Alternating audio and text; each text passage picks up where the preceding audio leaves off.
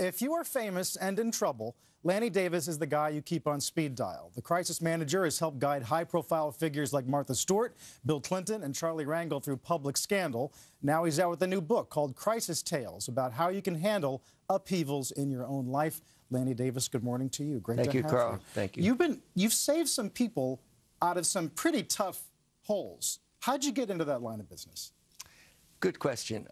Went to law school with someone named Hillary Rodham, and the Clintons, after the '96 election, needed a lawyer to speak on the media to defend them on charges that turned out to be meritless. And so I learned the intersection of law, media, and politics at the Clinton White House. Afterwards, I continued to do the same thing. And ever since then, you've developed a reputation for, some would say, defending or helping unsavory characters.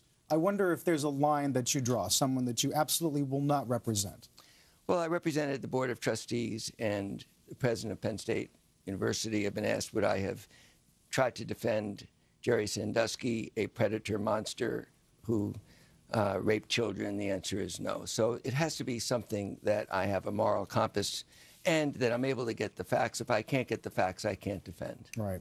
One lesson of your book is don't plan on a big vacation because it could always get interrupted. Martha Stewart calls you in the 2000s. She's suspected of insider trading. She calls you in the middle of the night and says, I need some help. My lawyers don't want me to talk. What do I do?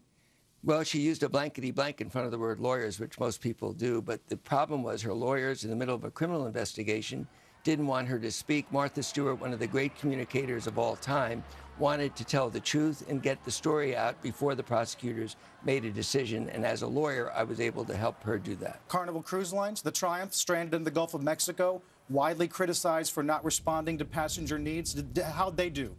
Well, they gave me a case study of how to do everything wrong compared to the chapter that I wrote on Royal Caribbean when it had a difficulty with somebody who went overboard and by accident.